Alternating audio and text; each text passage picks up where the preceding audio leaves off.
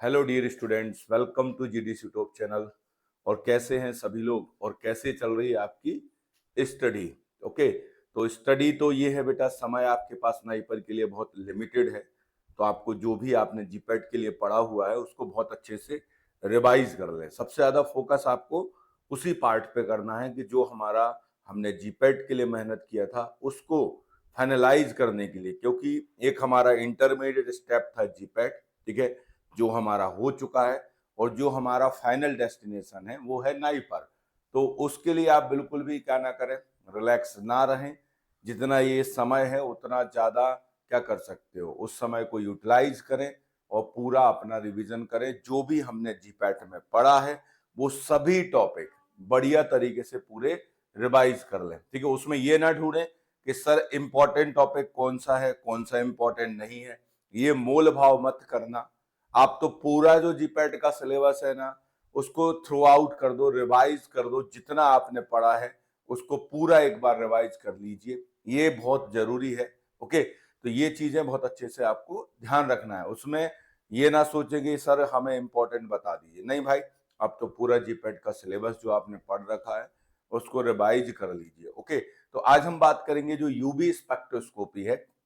कई बार आपने पहले भी पढ़ा, और स्पेक्ट्रोस्कोपी से नाइपर में बहुत सारे क्वेश्चंस मिल सकते हैं, क्योंकि पूरा जो नाइपर होता है बेटा वहां पे रिसर्च होता है।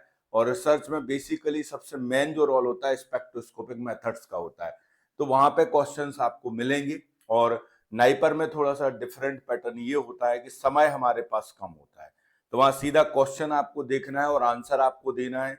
बिल्कुल सिंपल क्वेश्चंस आपको मिलेंगे, लेकिन उन क्वेश्चंस को आपको क्या करना है, केयरफुली सॉल्व करना है।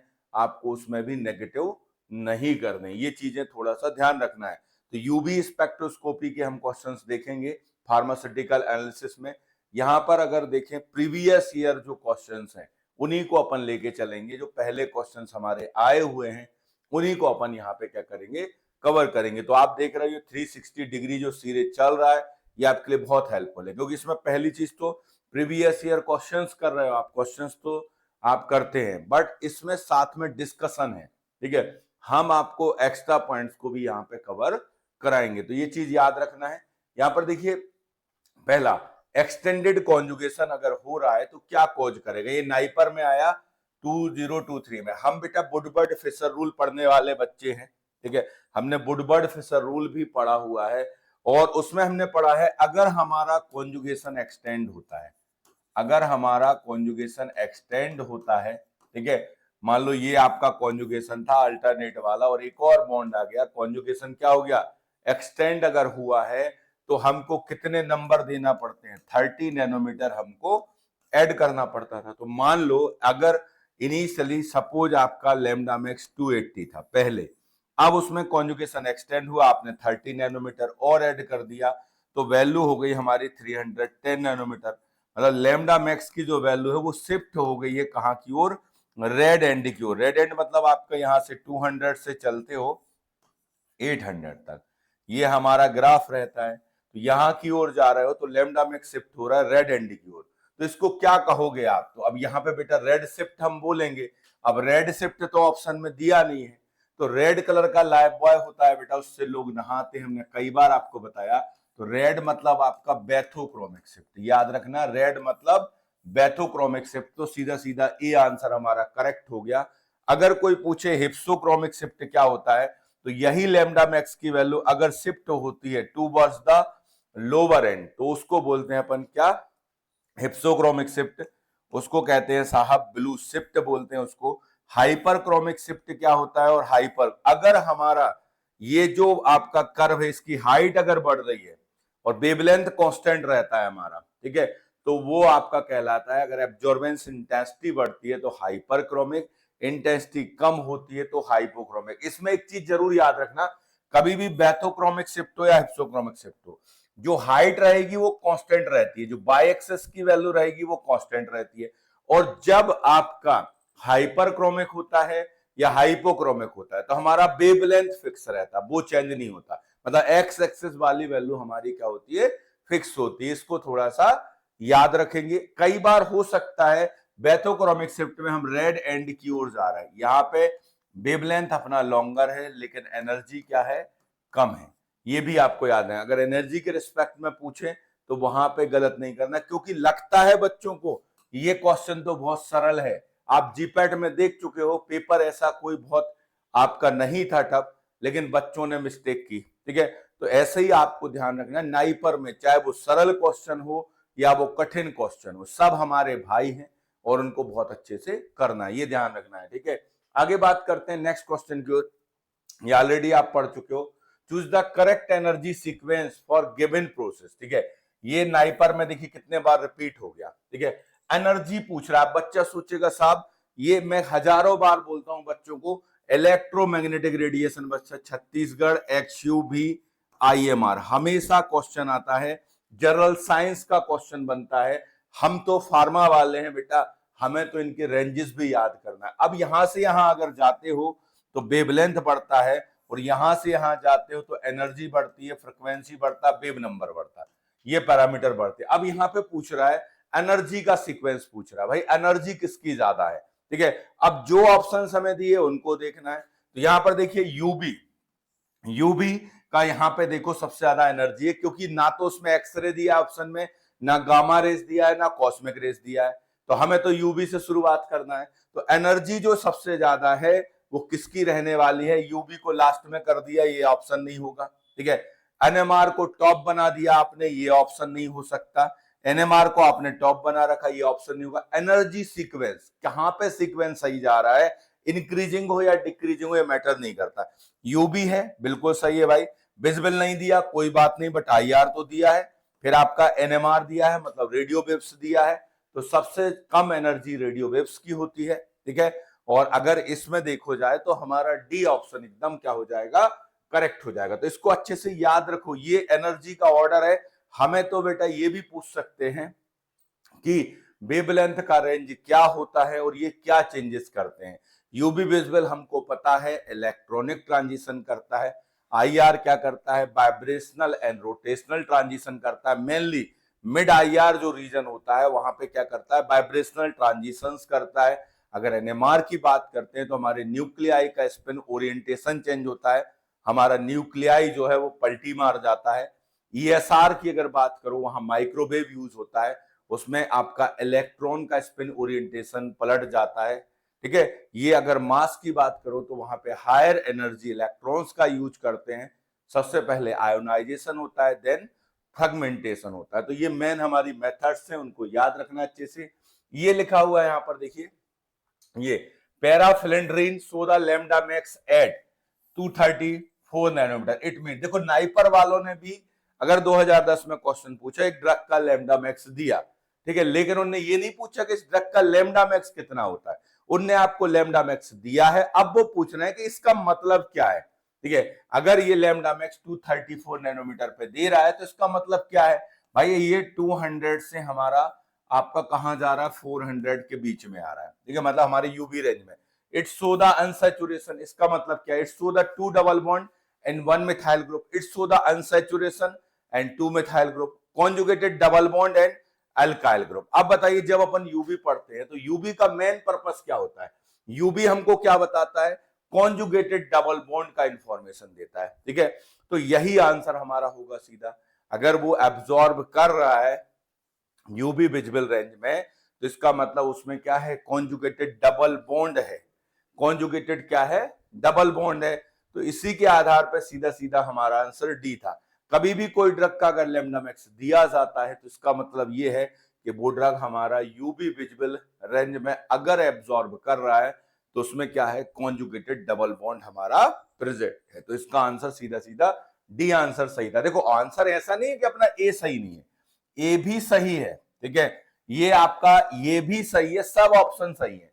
लेकिन बात कहां पे आके रुक गई कि भाई जिस दिन आपने यूवी विजिबल पढ़ा, आपने क्या पढ़ा था, कॉन्जुगेटेड डबल बॉन्ड के लिए, तो वही आंसर आपको देना है, कॉन्जुगेटेड डबल बॉन्ड वाला, ठीक है। अगर कोई आईआर की बात करता है तो हम बहुत अच्छे से जानते हैं आईआर क्या बताता है, फंक्शनल ग्रुप को बताता है, समझ रहे, आईआर फंक्शनल ग्रुप को बता रहा है ना।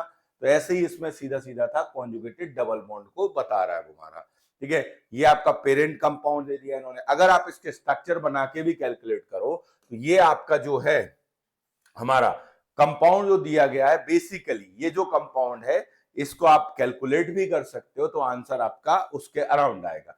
Detector use in the UV spectroscopy. UV spectroscopy के डिटेक्टर, देखिए यूवी स्पेक्ट्रोस्कोपी के डिटेक्टर कौन कौन से होते हैं, चाहे वो हमारा पीईटी होता है, photo emissive tube, photo multiplier tube, और बैरियर लेयर, इसको बोलते हैं फोटोवोल्टिक सेल। ठीक है, तो यहां पर देखिए आपका यहां पर दिया गया है फोटोवोल्टिक डिटेक्टर, ये हमारा आंसर हो सकता है, लेकिन हमें नीचे भी जाना है। देखिए पायरो इलेक्ट्रिक है, थर्मिस्टर है, ऑल द अबव, ये आंसर होंगे नहीं, ये हमारे आईआर के हैं, ये क्या है आईआर के हैं। ठीक है, तो ये ध्यान रखिए कि अगर यूवी स्पेक्ट्रोस्कोपी के डिटेक्टर पूछे जाते हैं तो ये हमारे डिटेक्टर है, अगर सोर्स पूछे जाते हैं तो HGT मैक्स लिखना है आपको, xenon arc, mercury arc, tungsten filament, deuterium discharge, hydrogen discharge, ये सोर्स हो जाते हैं। अगर आपसे आईआर का क्वेश्चन आता है, आईआर के सोर्स अगर पूछे जाते हैं तो मैंने आपको याद करा के रखा है न्यू जिम ट्रेनर। ठीक है, न्यू जिम ट्रेनर से आपको याद है, तो यहां से नर्स ग्लावर,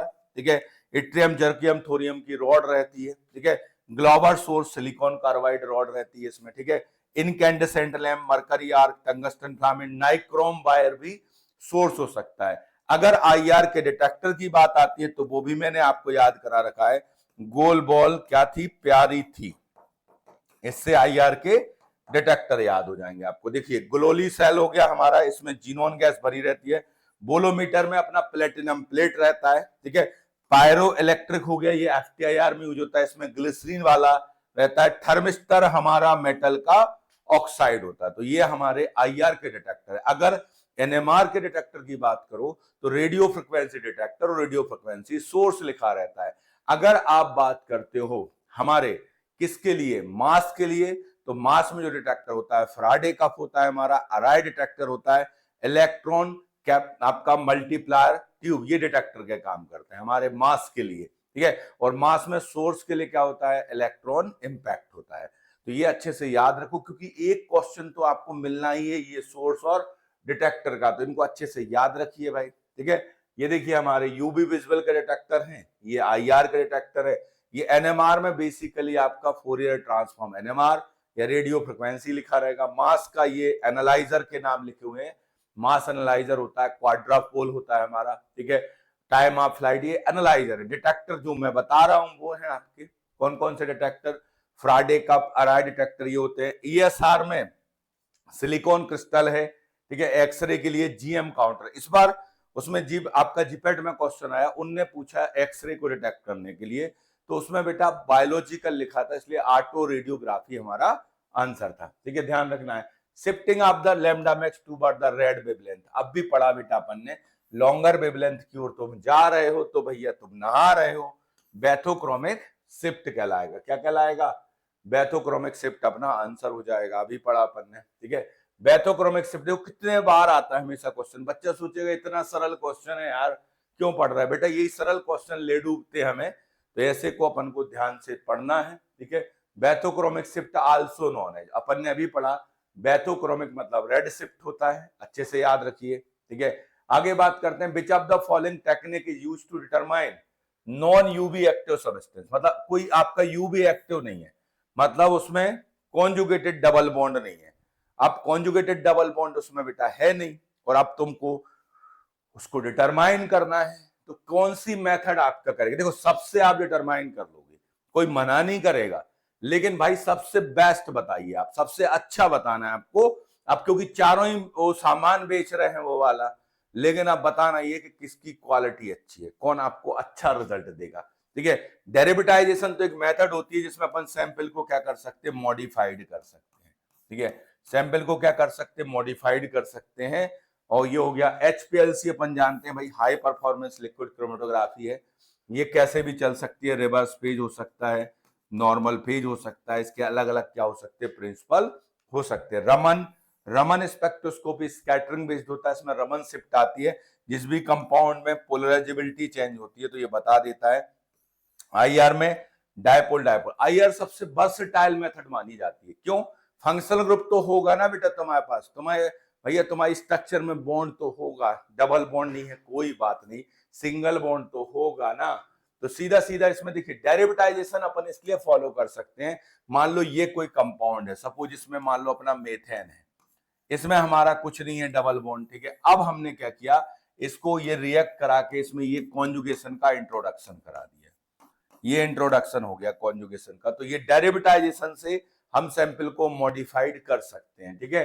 तो आंसर क्या है भाई, यहाँ पे नॉन यूवी एक्टिव सब्सटेंस। अगर आपको यूवी से ही करना, इस क्वेश्चन का अल्टरनेट नहीं पूछा बेटा, अगर कोई अल्टरनेट पूछेगा कि यूवी का अल्टरनेटिव मेथड बताओ, अगर हमारा नॉन यूवी एक्टिव सब्सटेंस है और अल्टरनेटिव मेथड आपको बताना है, तो हम और कोई पे चले जाएंगे, IR रमन, ये कर लेंगे। लेकिन यहाँ पे ये नहीं, उनने पूछा है करना आपको यूवी है, लेकिन आपका वो सब्सटेंस जो है यूवी एक्टिव नहीं है, तो कैसे करोगे फिर। तो बेटा हम उसमें क्या करेंगे, यूवी एक्टिव पार्ट को ऐड करेंगे, जिसको अपन क्या बोलते हैं, क्रोमोफोर बोलते हैं। हम क्रोमोफोर को क्या कर देंगे, एडअप कर देंगे। ये क्वेश्चन बहुत दमदार क्वेश्चन है, सरल क्वेश्चन है, बच्चा गलत कर देगा, जल्दी से IR लगा देगा, ठीक है। IR आप लगा दोगे, वो अल्टरनेटिव हो सकता है कि सैचुरेशन वालों को कर लोगे, लेकिन यहाँ पे technique use to determine non UV active substance. अब नॉन यूवी एक्टिव सब्सटेंस है बेटा, इसको डिटरमाइन करने के लिए आप IR भी यूज कर सकते हो, रमन भी यूज कर सकते हो, HPLC भी कर सकते हो। ये सब आंसर हमारे करेक्ट है, ये भी आंसर करेक्ट है। लेकिन अब क्योंकि बेस्ट पे जाना है, तो जो भी नॉन यूवी एक्टिव सब्सटेंस है उसका हम डेरिवेटाइजेशन कर देंगे, उसको मॉडिफाइड कर देंगे, उसमें क्रोमोफोर ऐड कर देंगे, तो वो यूवी एक्टिव हो जाएगा। तो हम डायरेक्टली क्या कर सकते हैं, उसका यूवी कर पाएंगे। तो इसलिए आंसर क्या है इसका, ए आंसर हमारा करेक्ट है। ध्यान रखना है, ये यूवी स्पेसिफिक डिटेक्शन मेथड बेटा, ये कई बार आपको पहले भी बोला, क्वेश्चन आते रहते हैं। या modification, iodine chamber general organic compound के लिए, सल्फ्यूरिक एसिड चेयरिंग इसको बोलते हैं अपन, ठीक है। यूवी चैम्बर मेथड हो सकती है, फ्लोरोसेंट हो सकती है, फेरिक क्लोराइड फिनोलिक कंपाउंड के लिए, निनहाइड्रिन अपन जानते हैं अमीनो एसिड्स के लिए यूज होता है, ड्रेजिन ड्रॉप रिएजेंट एल्कलॉइड के लिए, मर्क्यूरिक नाइट्रेट एल्कलॉइड के लिए है, 2,4,3,5 डाइनाइट्रोबेंजोइक एसिड कार्डिक ग्लाइकोसाइड्स के लिए यूज होता है, 2,4-डाइनाइट्रोहाइड्रोजन एल्डिहाइड कीटोन के लिए चलता है। तो ये हमारे डिटेक्टिंग एजेंट्स होते हैं, बेसिकली यूज होते हैं हमारे क्रोमेटोग्राफी में। तो याद रखना है, डेरिवेटाइजेशन को अपन फॉलो कर सकते हैं। इसके बाद आता है यहां पर, it is the additional value. जो ये क्वेश्चन था एक्चुअल में, इस क्वेश्चन को अगर देखा जाए ना, तो इस क्वेश्चन के बारे में दो बात बोलना चाहूंगा। इस क्वेश्चन में कुछ थोड़ी सी कमी है बेटा। अगर मैं बात करूं ना, एज अ स्टूडेंट मैं होता, तो मैं इस क्वेश्चन से ये सवाल पूछता बेटा कि तुम ये बताओ, तुमने ये लिखा which of the following technique used to determine the non UV, क्या IR नहीं कर सकता? IR तो कर सकता है। क्या आपका NMR नहीं कर सकता? कर सकता है भाई, ठीक है। क्या HPLC नहीं कर सकता? कर सकता, सब तो कर सकते हैं भाई। अब ये जो क्वेश्चन बनाना एक्चुअल में क्या था, ये बना हुआ है हमारे पेपर क्रोमेटोग्राफी के रिस्पेक्ट में और TLC के रिस्पेक्ट में, कि भाई जो कंपाउंड हमारा यूवी विजिबल से हमें दिखाई नहीं दे रहा है, यूवी विजिबल से हमें दिखाई नहीं दे रहा है, तो उसके लिए हम क्या करेंगे, उसके लिए करेंगे हम डेरिवेटाइजिंग एजेंट का यूज। किसका यूज करेंगे? डेरिवेटाइजिंग एजेंट का। समझ रहे? तो या तो भाई इसमें आप मेंशन करो कि which of the following technique used to determine non UV active substance in chromatography, इतना तुम लिख दो ना बेटा, तो तुम्हारा आंसर को भैया मैं सम्मान करूंगा कि डेरिवेटाइजेशन ही आपका आंसर होगा, ठीक है। लेकिन क्योंकि तुमने क्वेश्चन में मेंशन नहीं किया, तुम्हारे दिमाग में चल रहा है, जिसने क्वेश्चन बनाया होगा उसके दिमाग में है कि भैया जो कंपाउंड यूवी विजिबल से नहीं दिखाई देते हैं TLC प्लेट पे या पेपर पे, तो उनके लिए हम क्या करेंगे, डेरिवेटाइजेशन करते। तो भैया हम तुमको मान रहे डेरिवेटाइजेशन करते हैं, तुमने तो आंसर दे दिया, और ऑप्शन भी तो देखो तुमने दूसरे ऑप्शन भी दे डाले। क्या इनसे नहीं हो सकता? इनसे भी तो हो सकता है। या तो वहां क्रोमेटोग्राफी लिख दो, तो फिर भैया डेरिवेटाइजेशन आंसर अपना एकदम पक्का हो जाएगा। समझ गए? ये ध्यान रखना अच्छे से। Additional value of alpha methyl for alpha beta unsaturated. देखिए इतना सरल क्वेश्चन पूछा, वुडवर्ड फिशर रूल का क्वेश्चन है, आपको वैल्यू कैलकुलेट नहीं है। उन्होंने कहा है कि अल्फा पे मिथाइल लगा हुआ है, आपका alpha beta unsaturated carbonyl compound है, ये alpha beta unsaturated carbonyl compound है, ठीक है। इसमें अल्फा पे मिथाइल ग्रुप लगा है, बीटा पे लगा हो या गामा पे लगा हो, ठीक है। तो अल्फा पे लगा है तो वैल्यू कितनी होती है? 10 होती है, बीटा पे 12, गामा पे कितना होता है? 18 होता है। तो सीधा सीधा क्वेश्चन पूछा गया कि अल्फा पे अगर मिथाइल ग्रुप लगा हुआ है तो कितना उसका वैल्यू होता है। तो सीधा सीधा आंसर है अल्फा पे लगा है तो वैल्यू कितनी होगी, सीधी सीधी हमारी वैल्यू बेटा 10 होती है। कोई दिक्कत ही नहीं है, एकदम इजी क्वेश्चन है। नेक्स्ट क्वेश्चन है, choose the correct option for the chromophore. Chromophore के लिए करेक्ट ऑप्शन सुनना। क्रोमोफोर मतलब बेटा स्टूडेंट के जैसे, जैसे आप लोग 10 स्टूडेंट बैठे हो, 4 इंजीनियरिंग वाले बैठे हैं, 6 फार्मेसी वाले। अगर हम फार्मेसी का यहाँ से ज्ञान दे रहे हैं तो फार्मेसी के ज्ञान को वो लोग एब्जॉर्व कर रहे हैं। तो मतलब जो यूवी विजुअल रेडिएशन को एब्जॉर्ब करता है, जिसमें कॉन्जुगेटेड डबल बॉन्ड प्रेजेंट होता है, जो कलर प्रोड्यूस करता है, उसी को हम बोलते हैं क्रोमोफोर। ठीक है, modified the ability of that compound to be absorb light. ठीक है, an atom in group presence responsible for the colour of the compound, ये फिर भी ठीक है। NH2OH ये तो हमारे ऑक्सोक्रोम में आ जाएंगे। ठीक है, ऑल ऑफ द अबव। ठीक है, आपका नहीं होगा, मॉडिफाइड वाला कोई ऑप्शन नहीं होगा, सीधा सीधा दिया है। क्रोमोफोर मतलब वो पार्ट जो यूवी विजुअल रेडिएशन को एब्जॉर्ब करेगा। अगर वो विजुअल रेडिएशन एब्जॉर्ब करेगा तो कलर प्रोड्यूस करेगा। ठीक है, तो सीधा सीधा आंसर क्या हो जाएगा भाई अपना, एकदम करेक्ट आंसर बी हो जाएगा। एकदम इजी क्वेश्चन। जो भी हमारे अनसैचुरेटेड रहते हैं, कॉन्जुगेटेड वाले पार्ट होते हैं, उनको बोलते हैं अपन क्रोमोफोर। उसमें अगर ग्रुप जुड़ जाता है, जो इलेक्ट्रॉन विड्रॉइंग ग्रुप्स होते हैं, और वो क्या करते हैं, इंटेंसिटी को बढ़ा देते हैं। ठीक है, और लैम्डा मैक्स की वैल्यू को इंक्रीज कर देते हैं, उनको हम क्या बोलते हैं, ऑक्सोक्रोम। जैसे ऑक्सिलरी सॉल्वेंट, ठीक है, वैसे ही auxochrome. Auxochrome is the group that show the following effect on the absorption band. ये ऑक्सोक्रोम का क्वेश्चन आ गया भाई। ऑक्सोक्रोम क्या करता है, देखिए ऑक्सोक्रोम ये नाइपर में आया आपके 2006 में। Decrease the absorption in wavelength, बेटा ये होगा नहीं। Increase the wavelength and decrease the absorption. ठीक है, देख लेते हैं अपन इसको। Increase the absorption and wavelength, भाई जो भी है ऑक्सोक्रोम क्या करता है, ऑक्सोक्रोम आपका रेड शिफ्ट का कॉज करता है मेनली, और इंटेंसिटी को बढ़ा देता है। तो आंसर क्या होगा, इंक्रीज। इंक्रीज वाला आंसर हो जाएगा हमारा डी आंसर। नेक्स्ट क्वेश्चन है, as per the Woodward Fisher rule the base value for the homoannular diene. भाई आपसे बेस वैल्यू पूछ ली उन्होंने नाइपर में, सीधा कैलकुलेशन नहीं कराया। उनने कहा अगर आपका होमोइनुलर डाइन है, ये हमारा होमोइनुलर डाइन है, इसका बेस वैल्यू कितना होता है भैया, ये 253 रुपया में मिलता है, 253 नैनोमीटर होता है। ध्यान रखना, अगर हेट्रोएनुलर है ना, तुम अलग अलग कमरे में रहोगे ना, ठीक है, तो वैल्यू हो जाएगी भैया आपकी 215 नैनोमीटर। अगर आप ए साइक्लिक होगे तो आपकी वैल्यू होगी बेटा 217 नैनोमीटर। अगर ए साइक्लिक ट्राइन होगा तो वैल्यू हो जाएगी 245 नैनोमीटर के अराउंड। ये बेस वैल्यू आपसे डायरेक्ट पूछी गई उन्होंने, तो बेस वैल्यू सीधा सीधा यहाँ पे आंसर हो जाएगा। अब ऑप्शन देखो जरा, होमोएनुलर का वैल्यू दिया गया है बिल्कुल बेटा 253 नैनोमीटर, 217 अपने ए साइक्लिक का है। ठीक है, तो इसमें आंसर हमारा एकदम डी आंसर हमारा एकदम परफेक्टली करेक्ट हो गया। अब देखो वुडवर्ड फिशर का क्वेश्चन आया, ठीक है, अब कोई इनने कैलकुलेशन नहीं पूछा आपसे, क्योंकि उनको पता है समय कम होता है, तो सीधा सीधा बेस वैल्यू आपसे पूछा हुआ है। इसके पहले देखो 3 क्वेश्चन आप देख रहे हो वुडवर्ड फिशर रूल से, उन्होंने अल्फा की वैल्यू आपसे पूछी 10 होती है।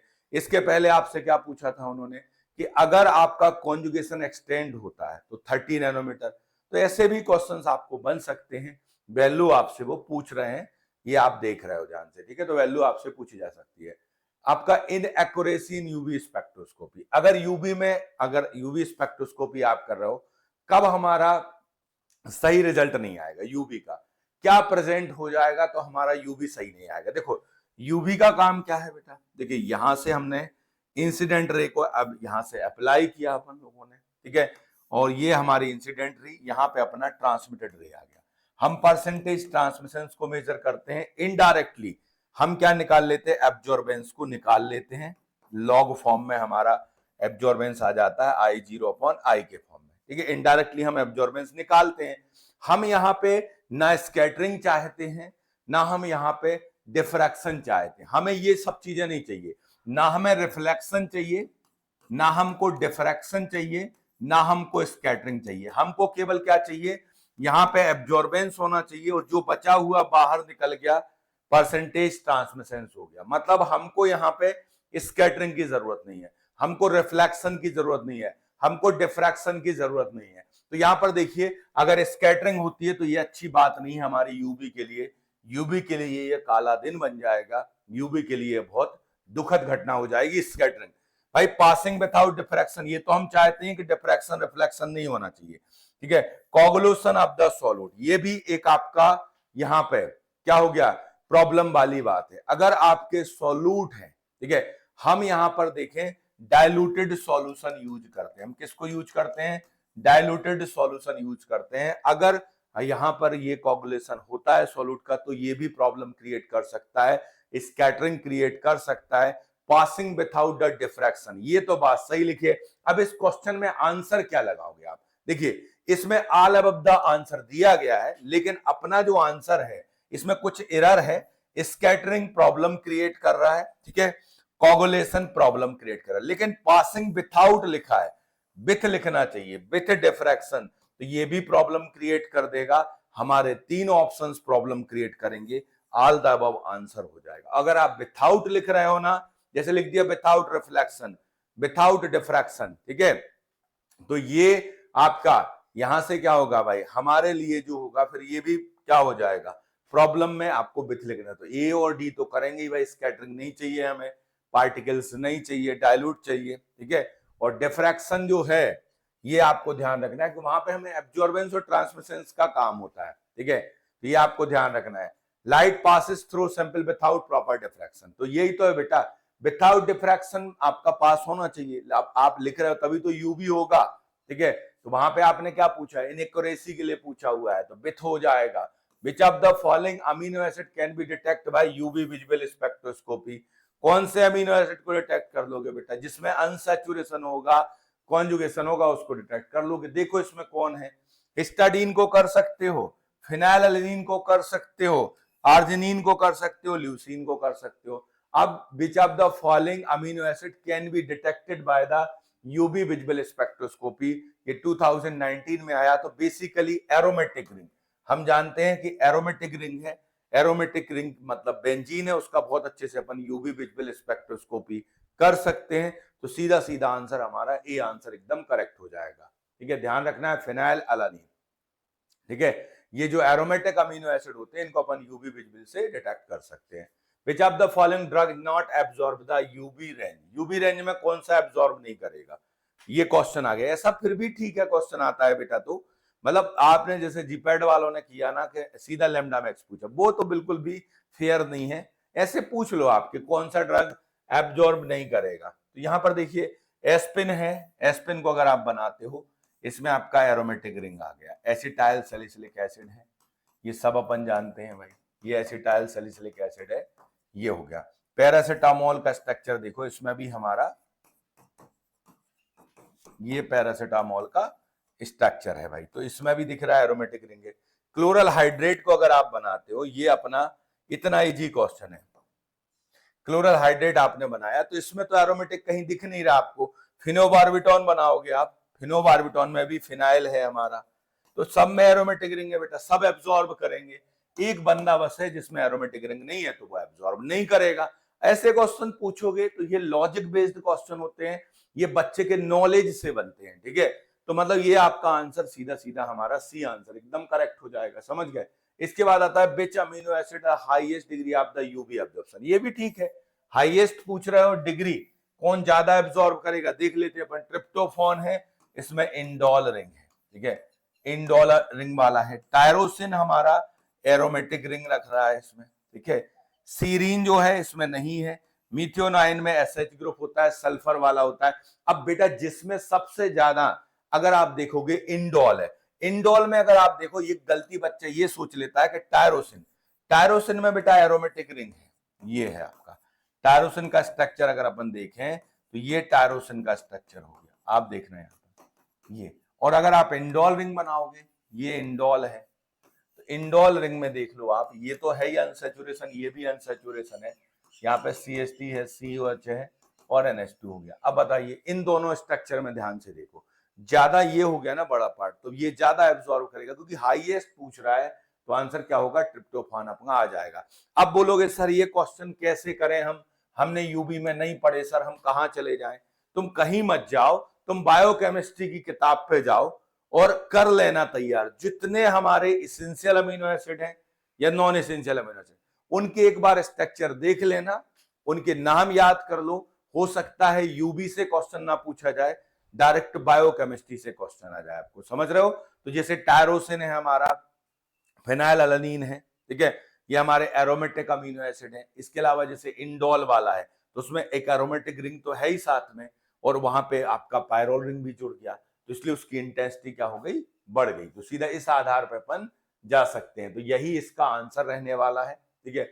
Wavelength range in the visible range, बताओ कितना कठिन क्वेश्चन आया, बच्चा जल्दबाजी में यूवी विजिबल लगा देगा। विजिबल पूछा है बेटा 200 to 400 यूवी है, 400 to 800 हमारा क्या है, विजिबल है। और आपसे अगर पूछा गया है विजिबल तो आपको विजिबल ही आंसर देना है, ठीक है। ये सी ऑप्शन मत लगा देना, वो यूवी विजिबल है, ठीक है, ये विजिबल है, ऊपर वाला अपना यूवी है। इस चीज को अच्छे से याद रखेंगे, ठीक है। तो अगर आपसे विजिबल रेंज पूछा है तो आपको विजिबल रेंज का ही आंसर लगाना है, सीधा सीधा हमारा बी आंसर एकदम करेक्ट हो जाएगा, ठीक है। नेक्स्ट क्वेश्चन यहां देखिए, the part of the spectrum of the electromagnetic radiation used to cook food. अब बेटा घर में सब जानते हो, होटलों में, घरों में क्या रखा रहता है। अगर आपसे कोई पूछता है हीट रेडिएशन क्या है, ग्रीन हाउस इफेक्ट के लिए कौन सा रेडिएशन है, तो पहले नंबर पे आंसर अपन आईआर का लगाएंगे कि आईआर रेडिएशन हमारा क्या करता है, हमारे एटमॉस्फेयर को वार्म करके रखता है। हीट रेडिएशन है वो हमारा, थर्मल स्कैनर देखा था कोविड-19 के लिए, अपन विथआउट कॉन्टैक्ट टेम्परेचर लिखते थे, वो आईआर थर्मामीटर होता था। तो वो तो है। अब यहाँ पे कुकिंग ऑफ फूड के लिए हम सीधा किसको यूज करते हैं, हम कुकिंग ऑफ फूड के लिए देखिए सनलाइट को भी यूज कर लेते हैं, करते कि नहीं करते।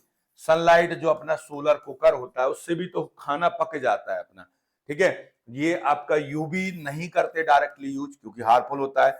कॉस्मिक रेस नहीं करते, एक्सरे को नहीं करते। हाँ, माइक्रोवेव को हम लोग यूज करते हैं, माइक्रोवेव ओवन आता है। सीधा सीधा आंसर क्या हो जाएगा, डी आंसर। और माइक्रोवेव को अपन लोग कहां यूज करते हैं, ईएसआर में यूज होता है, इलेक्ट्रॉन स्पिन रेजोनेंस स्पेक्ट्रोस्कोपी में यूज होता है, ध्यान रखना अच्छे से, ठीक है।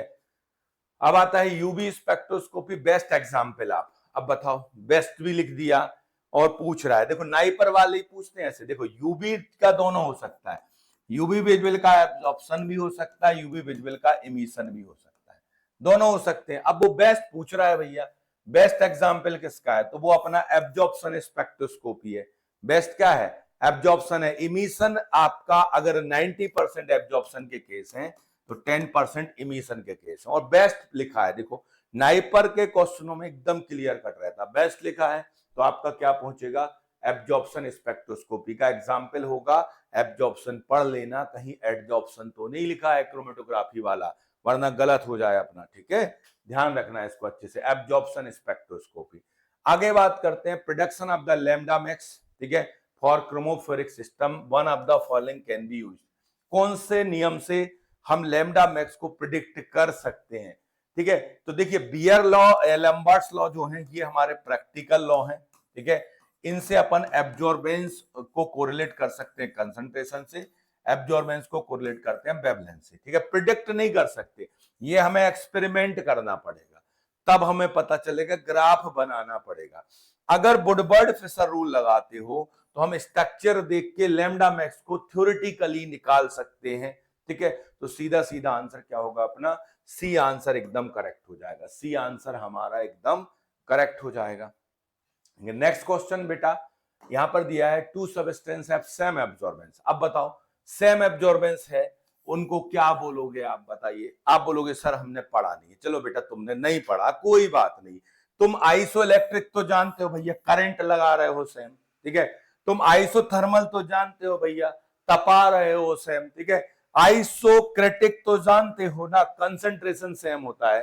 तो बचा क्या, आइसोबेस्टिक। मतलब जब एब्जॉर्बेंस सेम होती है तो उसको क्या बोलते हैं, आइसोबेस्टिक बोलते हैं। तो सीधा सीधा हमारा सी आंसर एकदम करेक्ट हो जाएगा।